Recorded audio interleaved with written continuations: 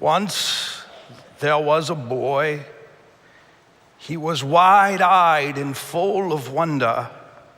His heart was wild, and he dreamed of spending his life exploring the wonders of this mysterious world.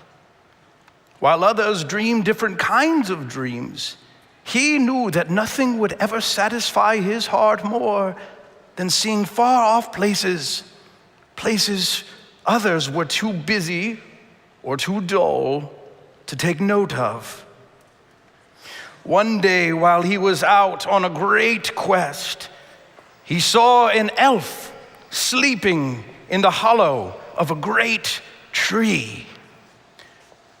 Not wanting to disturb the creature, but knowing he could not pass up the opportunity to behold him, the boy crept close.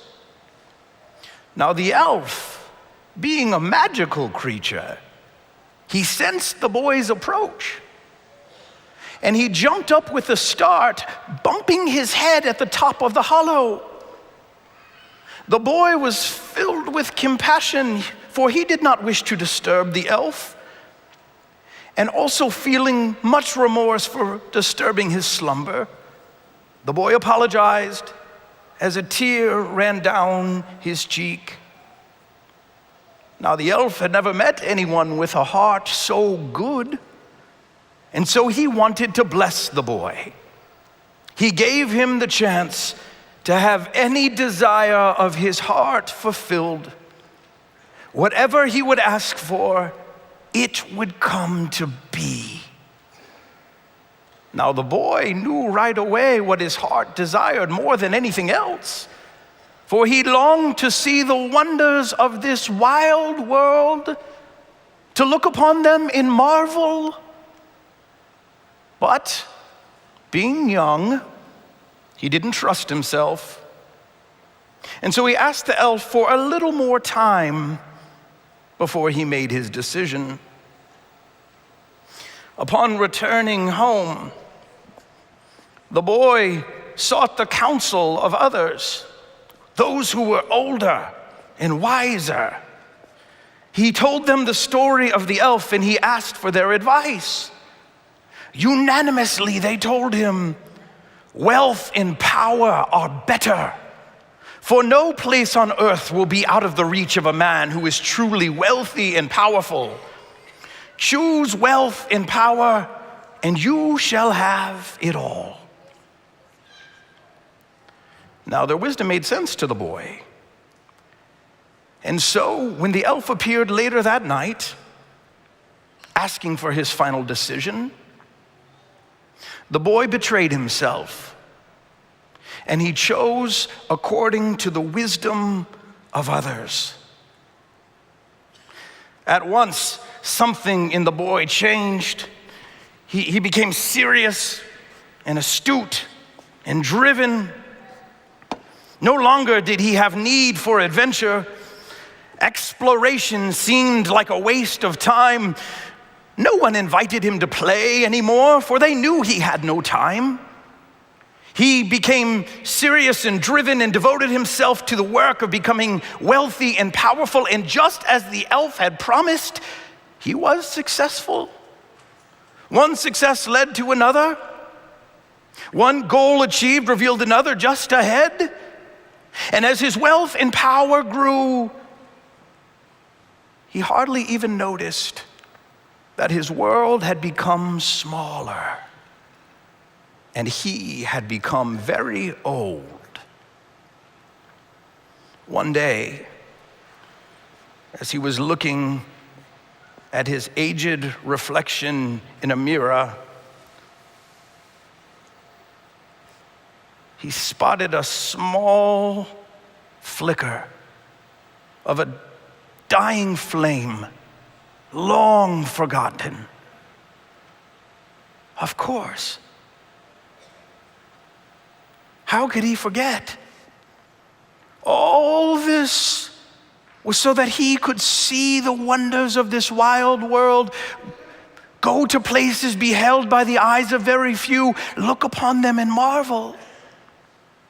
He must go now. But that's when he realized that his feet, they had become heavy and slow, not having moved swiftly in many years. And his eyes, having no need to see long distances, they had lost their ability to. His body had become curved in on itself from decades spent poring over his plans. His hands had become palsied after a lifetime spent controlling minute detail. And although he had become wealthy and powerful, just as the elf promised, it had cost him greatly. He had lost the ability to behold.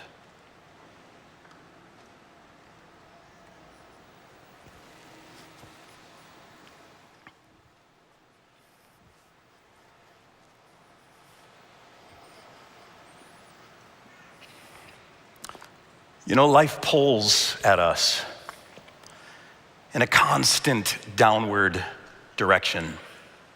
But something powerful happens when you look up.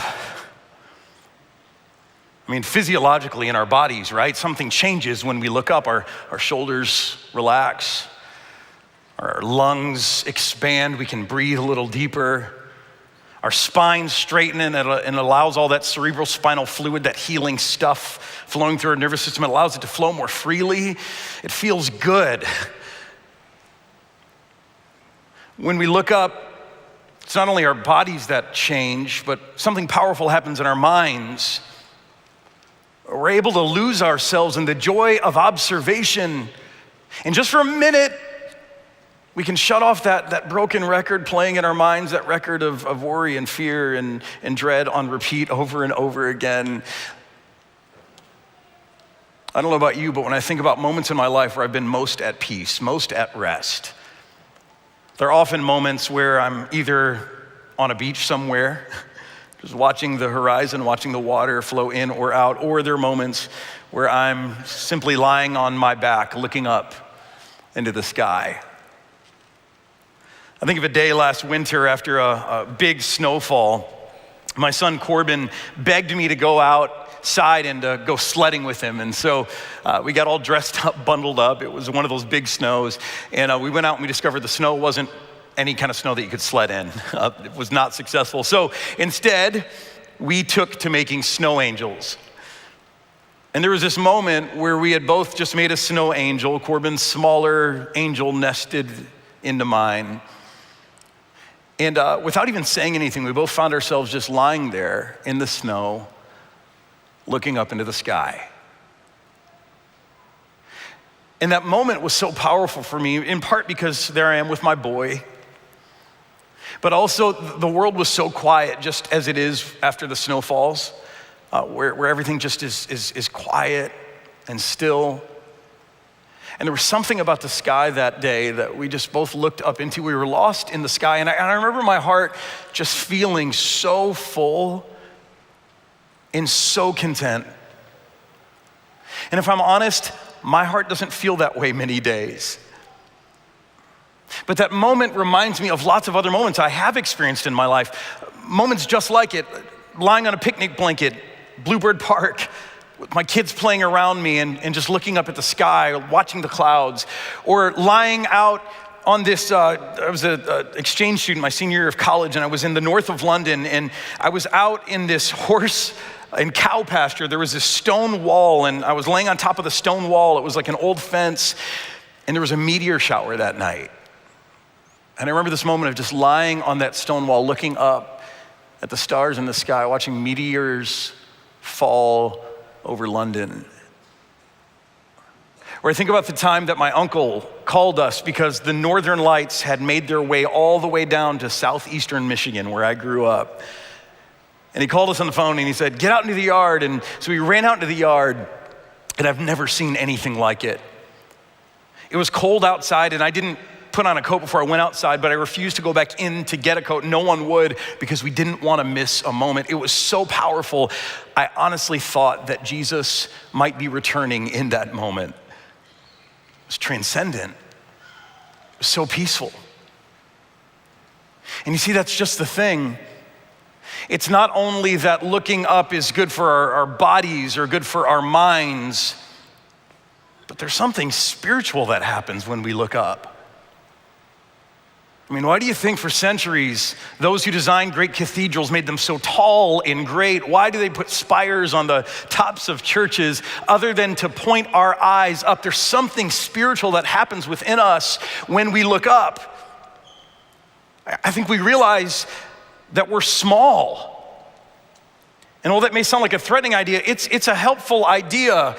When you think about who we are in the scale of the universe, that our planet is but a speck in the greater universe, and we are but a speck on that speck, it reveals to us some truth that the Bible spoke centuries ago that says we are but a mist or a vapor that appears for a moment and then disappears. You know, so often we get twisted up in the things going on in our lives as if it matters so much. And sometimes there's something so good about remembering that we're small. And that even if life is hard, if things are a mess, these things are only momentary. It's good to be dwarfed by the trees, to be dwarfed by the clouds, to realize that there are things that are so much greater than we are. It's good to feel small. Not only is it good to feel small, but in our spirits, it's good to remember that our God is great. He's the one who put all of this in its place. And he's great in power, he's great in love, in mercy, in compassion. We hold these tensions, these two things in tension as Christians, that on one hand, our lives are insignificant, we don't matter much at all, and yet we are the crown of God's creation, we matter so much. And those two things taken together are profoundly good for our spirits because they keep us from becoming bloated with self-importance, and they keep us from becoming anemic with a sense that we don't matter. Those things are to be taken together. You see, there's something so powerful that happens to us when we look up. But the pull of life is in a constant direction downward. And that's why I find it fascinating that Isaiah is the prophet who spoke more about the coming of the Messiah, the coming of Jesus, than anyone else. I find it fascinating that one of Isaiah's favorite phrases was the phrase, lift up your eyes. Lift up your eyes, he says. Right, arise, shine, all this light is coming. Lift up your eyes and look about you. Then you will look and be radiant. Your heart will throb and you'll swell with joy simply when you look up, when you lift up your eyes. It's like Isaiah was trying to let us know that, hey, life will pull us down, but if you don't look up, you'll miss it. And it's true. We miss it. It's true of those people living in Bethlehem 2,000 years ago. Bethlehem, everybody knew was to be the place the Messiah was going to be born. It was no secret that Bethlehem was the location. Bethlehem was the city of David. David was the great king. The Messiah would come from the line of David. Therefore, Bethlehem would be the birthplace of the Messiah. Everybody knew it was Bethlehem. And yet, you probably know the story. That night, as Mary and Joseph are there giving birth, no one notices. How on earth do you miss a woman giving birth? It's not a quiet thing, right? And yet no one notices what's happening. They're too busy watching Sports Center, I guess, playing Words with Friends, maybe watching reruns of Friends, TikToking, Snapchatting. I don't know what they were doing, but they weren't paying attention, right?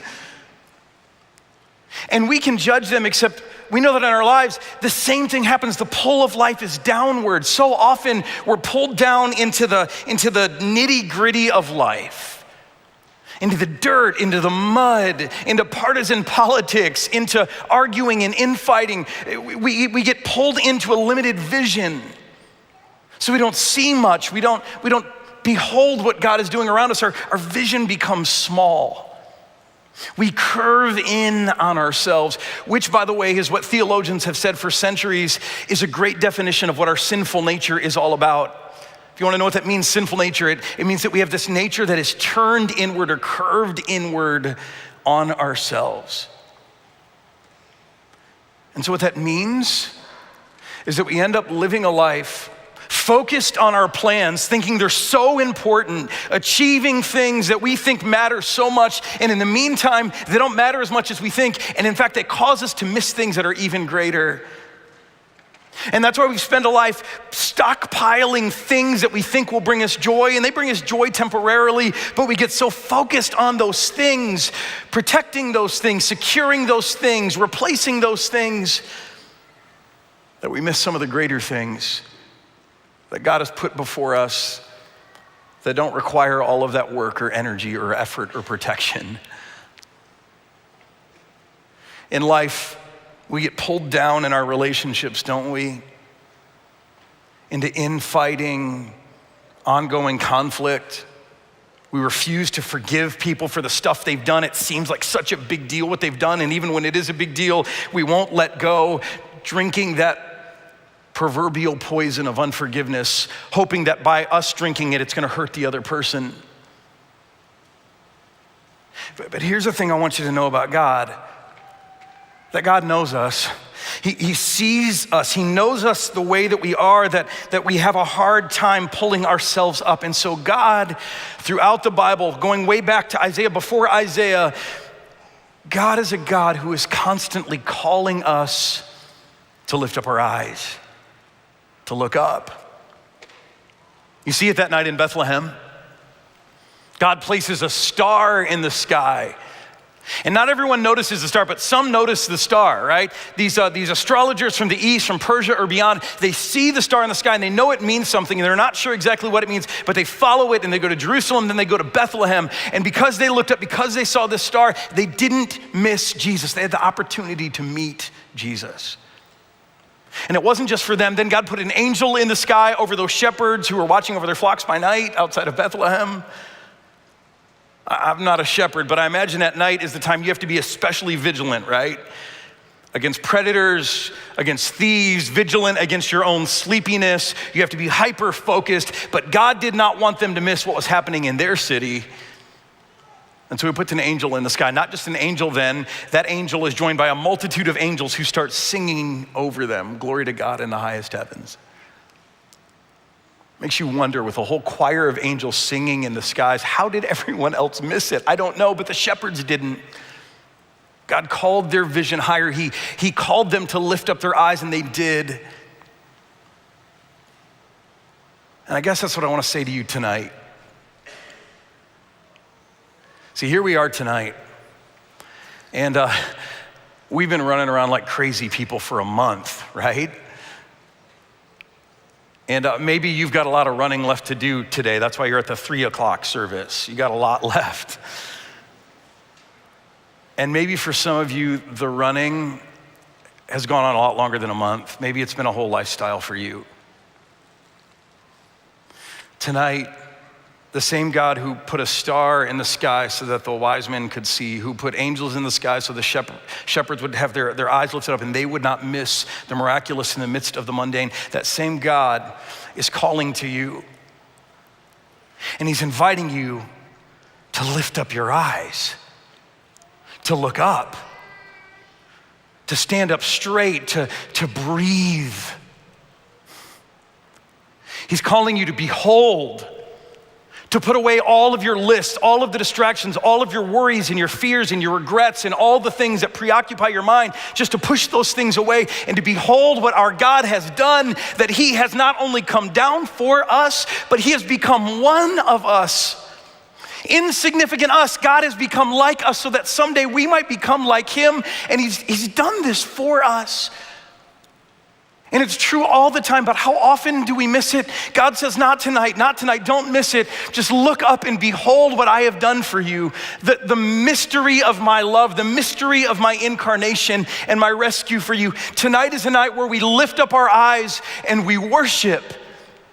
We worship a God who has done all of this for us. See, tonight is not just a worship service. It's not just another Christmas service. Tonight is your wake-up call to break the yoke of all of the things that pull you in, that pull you down, that suck the life out of you, and to lift up your eyes and to stand up straight. In fact, right now, stand up straight, stand up. Stand up straight, lift up your eyes, lift up your hearts. Take in the wonder of this moment that our God has come for us. God has become like us. Although we are small, our God loves us with an everlasting love. Behold the mystery and the wonder of this night, and worship the God who is worthy of it. We've sung it once. I want you to sing it with me now. Oh, come, let us adore him. Oh, come, let us adore him. Oh, come, let us adore him, Christ the Lord. Sing it again. Oh, come, let us adore him. Oh, come, let us adore him. Oh, come, let us adore him, Christ the Lord. Now pray with me. Lord, you did not come into a perfect world, but you came into a world of conflict, of doubt and fear, to a people weary with hopelessness, lost in darkness, in desperate need of direction. You came humbly, Lord, born of a virgin to a simple family, with the light of your glory seen only by shepherds and sorcerers. You came to a world in a manger, and you left it on a cross. And now join me, pray this together. Lift up your eyes and pray this together. Now, dear Jesus, come again. Come into my fears and doubts. Make me your dwelling place. Make me humble so I can love and serve like you. Prepare a quiet place within me where peace and joy are born. Lift up my head to behold your mystery, wonder, and beauty. Give me the gift of yourself and make me a gift to the world around me. The world you love, the world you came down to save, for your name's sake. Amen.